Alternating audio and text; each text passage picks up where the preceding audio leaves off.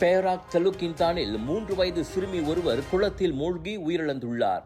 இச்சம்பவம் சிம்பாங் அம்பாட் பெருமாத்தாங் பலாண்டோக் பகுதியில் திங்கட்கிழமை நிகழ்ந்தது. இரவு 7 மணி வாக்கில் அச்சிறுமி வீட்டுக்கு அருகிலிருந்த கழிவுநீர் குளத்தில் மயக்க நிலையில் கண்டுபிடிக்கப்பட்டாள்.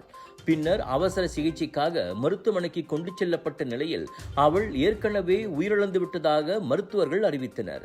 சம்பவம் நடந்த போது குடும்பத்தார் வீட்டு வேலைகளில் ஈடுபட்டிருந்ததாகவும் குழந்தை காணாமல் போனதை பின்னர் தான் கவனித்ததாகவும் தெரிவிக்கப்பட்டது.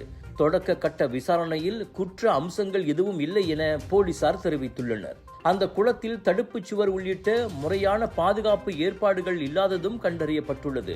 இத்தகைய விபத்துகளை தவிர்க்க சிறு குழந்தைகளை எப்போதும் கவனமாக கண்காணிக்க வேண்டும் என பெற்றோர்கள் மற்றும் பாதுகாவலர்களை போலீஸ் அறிவுறுத்தியுள்ளது. அரசாங்க பல்கலைக்கழக அங்கீகாரத்துடன் வேலை செய்து கொண்டே படிக்க ஒரு அரிய வாய்ப்பு.